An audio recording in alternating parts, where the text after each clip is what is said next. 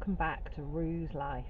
It's a beautiful day here, and today I'm going to give you a tour and update of the farm. So as you can see, the sun is shining, everything's looking good in the polytunnel and on the plot, but that is a different update. I'm not going to go into detail with that in this video.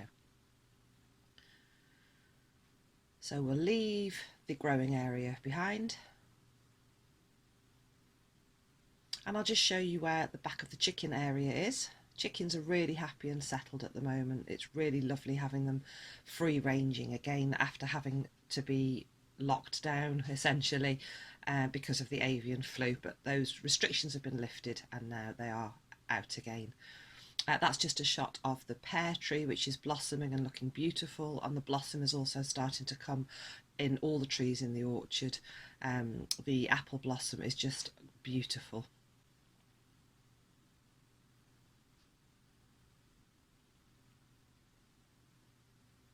So it's only just starting to come, but it won't be long before everywhere is just alive with beautiful, pretty, gorgeous scented blossom.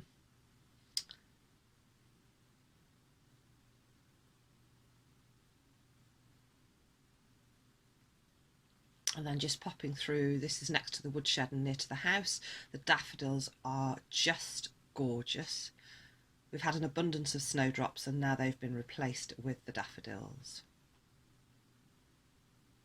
And then we're just passing here. I'm still feeding the horses some haylage. You can see there's just one bag there open, just until the grass really does start to come through. They're still getting a hard feed, a bucket feed, and a little bit of haylage each day.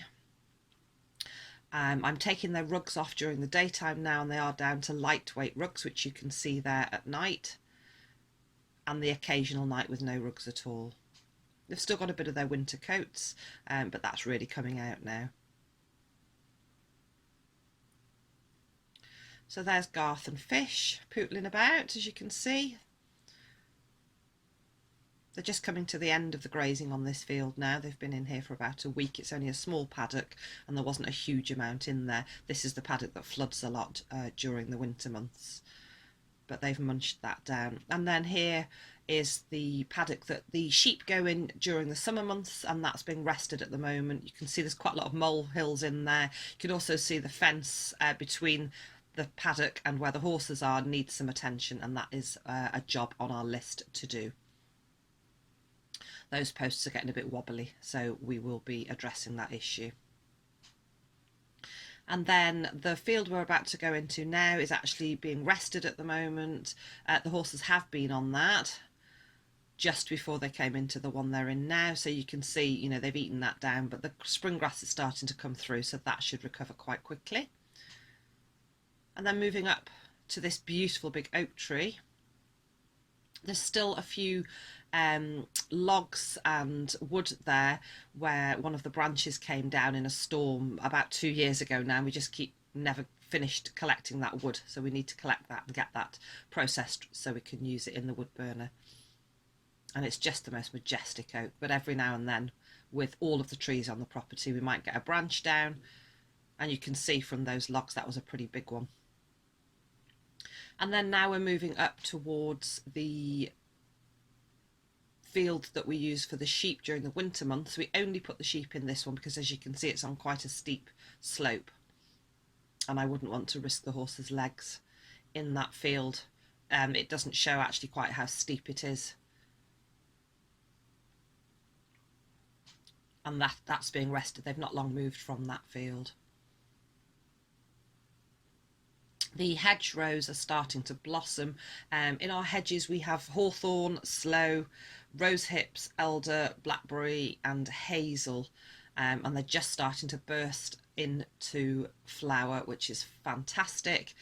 And we like to collect a lot of the fruits during the autumn months and make various gins.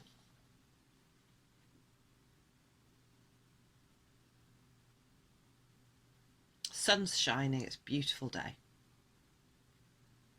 So let's pootle back down towards the horses again.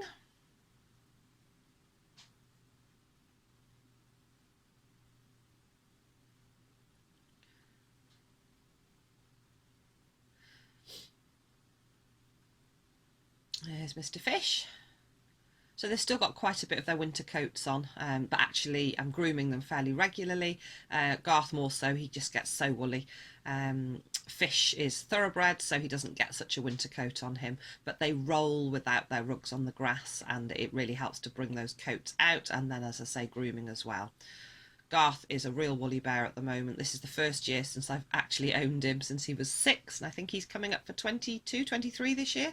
And I haven't actually clipped him, so you can see he's really got a woolly bear coat on him at the moment.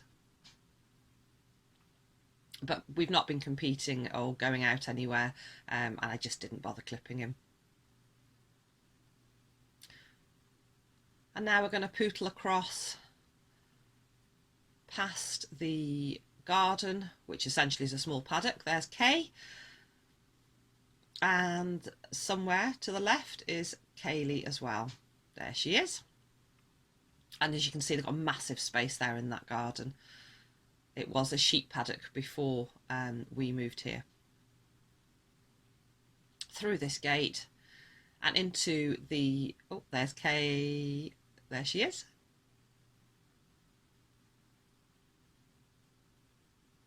Looking rather sheepish, she's not sure. And Kaylee. And for those of you that don't know, these are our both retired greyhounds.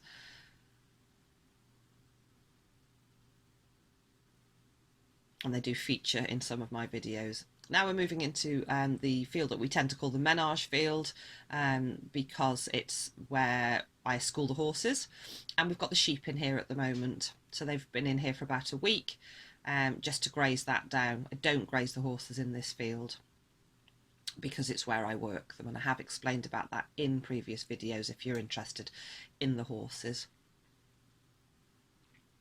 So there's the sheep. They are Wiltshire Horn ewes, and essentially they are glorified lawnmowers. So they are pets. They just pootle about. They're really useful to intergraze with the horses. So we've got them on the menage field at the moment just because it needs to be grazed down.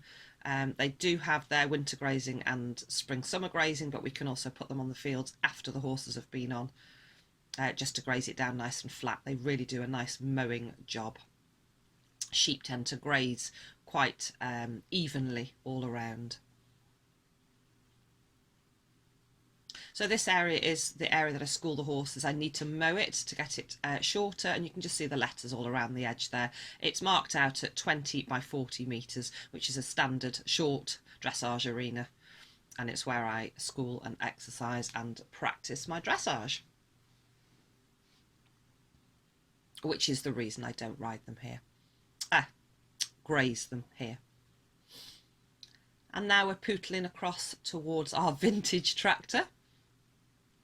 It's a David Brown. It is very vintage. It does the job. Chris does have to tinker with it to keep it running, but she does the job. And we use the tractor for sort of harrowing, topping, moving things around. It's really useful to have on the farm. We've got just under 10 acres, so it is useful to have. It's got the topper on the back of it at the moment, so you can see it's got no back window in it, and it has no windshield either. So it gets a bit soggy in there.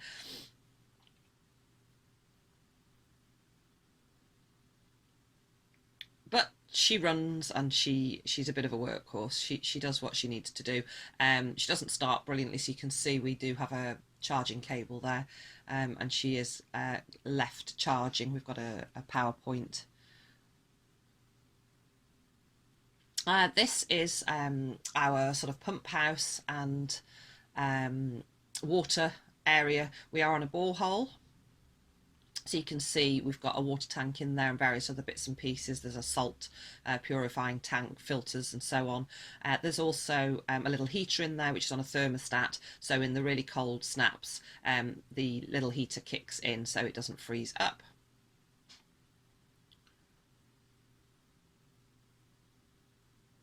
So we have no mains water at all. We are completely dependent on the borehole. And this is the borehole just here with So there's the borehole that's drilled down, and there's a pump there which pushes it through, and a very complicated filter system, which, if I'm honest, I don't fully understand. But we just maintain it with salts and various bits and bobs, and a purge tap. And now we're moving into one of the flatter fields. And these are the two fields that the horses have spent the majority of the winter in. This is the field that they spent the latter half of the winter in. And little Pony is still in here at the moment. There he is. So he tends to follow the horses round. They're all in together during the winter months, but in the spring and summer, to try and keep his weight down, the big boys move on to lusher grazing, and he stays where they've eaten it down. So you can see there's not a huge amount of grass here. This is his little football toy. It's an actual horse toy. It's got a little handle on it. He's here on his own, so it gives him something to do. I do interact with him regularly. And he can see the other horses. But as I say, it's very important that he doesn't eat too much at this time of the year, because ponies are quite prone to something called laminitis and other health conditions. So there's the main man himself.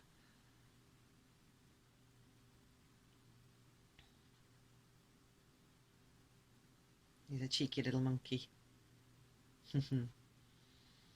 So in a week or so, he'll then go in with the big horses for a few days before I then move them onto a different grass, and then he'll stay where they were, and so on. He sort of plays catch up with them through the spring and summer months.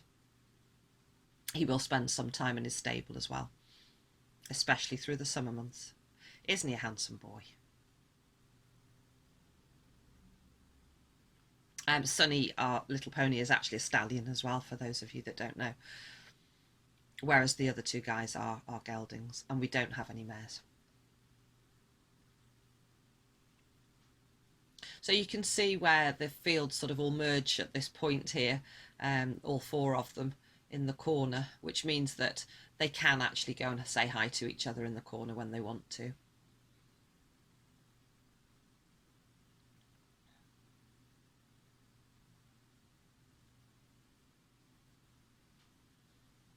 And then this last field here is where they spend the majority of the first half of the winter before I move them down. You can see it has been a little bit muddy there, but that's drying out nicely now, and the grass will soon come back. We've divided the two with electric fencing, you just saw there. That's the only field that is divided with electric fencing. Everywhere else is permanent fencing. But it just means that we can manage our pasture well by rotating the horses round with their grazing.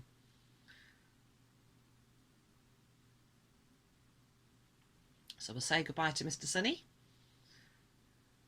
and we'll head over towards the stables.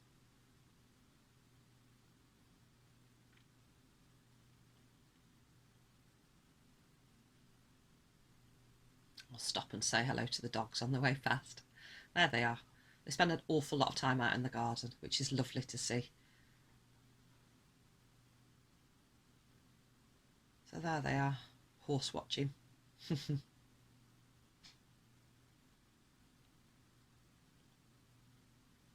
And you can just see a little bit of electric fencing there. That's actually around our septic tank. We're on a septic tank, so we don't pay anything towards sort of water rates. As I say, we're on a septic tank and we're not on mains water. So let's head up towards the stables. So this was just a shed when we moved here, and we've put these sort of partitions and doors in, which you can see are just made from gates with some marine ply attached to them. And they've taken a bit of a battering over the last 4 years, and they are due for a bit of maintenance. You can see there where they've been knocked and chewed and so on. So this summer we're going to do a little bit of maintenance and tidy them up a little bit. Both the big horses, that's this Fisher's box we're looking at the moment, Garth's to the right of the screen, are on a shavings bed.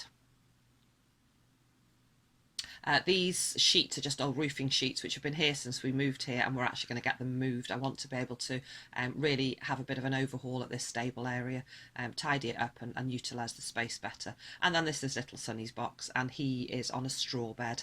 He's quite a messy boy, and he just seems to do better on straw. And then we've created this, sorry, before we talk about the yard area, this is just where I store various bits and pieces that I use daily. So you can see we've got sort of grooming kit and a few sprays, horse treats, fly spray, that kind of thing, hoof oil and hoof treatment. There's my trusty radio. We all like to listen to the radio while we're pootling about the stables, and I leave it on for the horses when they're in their stables for any length of time. And I just keep the rugs that I use on a daily basis there in that tub.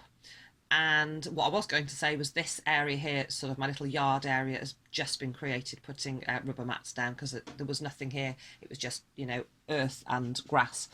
So I've just created a nice standing area there so I can tie them up for grooming and tacking up and so on. And now we're going to head towards the garden again, and the house and the chicken area. Again, here's this beautiful pear tree by the gate here. It's absolutely gorgeous. The only problem is it's so tall and we can't actually reach most of the pears, so we sometimes put a ladder at the bottom to get the ones in the lower branches, but even that's a struggle, so we have to wait for them to fall. They're delicious, and that's already starting to blossom and it smells lovely. This does become a bit of a wasp haven when the pears are fully ripe, especially with those falling onto the ground. And then here are the chickens from the other side, chilling out amongst the daffodils.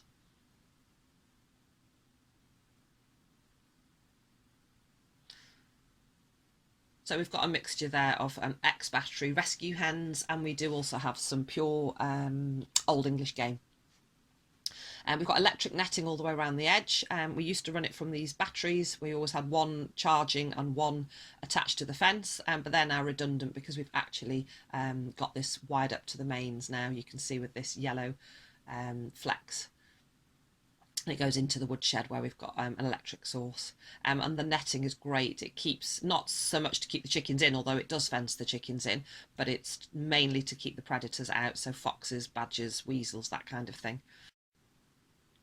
It also keeps them away from the garden and away from the greyhounds, because greyhounds and chickens are not a good mix. So you can see the daffodils are just riotous at the moment. They look absolutely beautiful and they smell gorgeous too. Before the daffodils came, we had snowdrops. We had an absolute abundance of them. They were beautiful. It really is the first sign of spring for me when those snowdrops start peeping through. And you can just see where they were. They're finished now. There was a lot where the daffodils are too. And the spring bulbs that I planted quite late on in the year, it was about December I think I put them in, you can just see there's some tulips coming now. But it is their first year and they will get better as the years go by. But I'm looking forward to the colour as they start to burst. And as I say, I've planted them under the oak tree.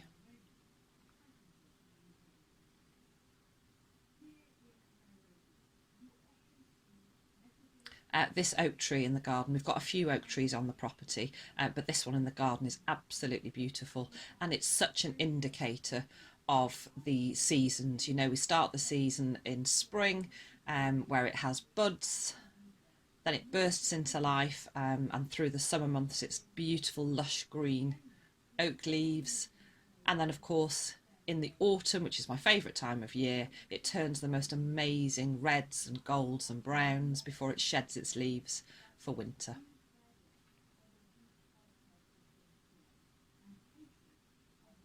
So you can see the sort of house and a couple of the outbuildings and garden, and we've got our land all around us, which is absolutely lovely to be able to just come out and have the horses, the sheep, the chickens, everything all around us. It's just fantastic. We've got this lovely open-ended barn, which is really useful. It's a feed store. It's also great for drying, washing, and it's a great place for sitting as well all year round.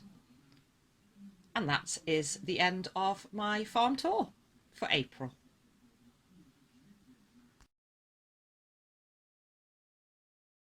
So as you can see, everything's coming along nicely. All the animals are happy and healthy. The warmer weather really is on its way. So thank you so much for watching. If you are new to my channel, please do consider subscribing and hit that bell to get notifications of all my latest videos. And I'll also leave a link below because I do have a Facebook page, and I'd love for anybody who wants to engage with that as well. That would be lovely. Thanks ever so much. Take care, and I'll see you all again soon.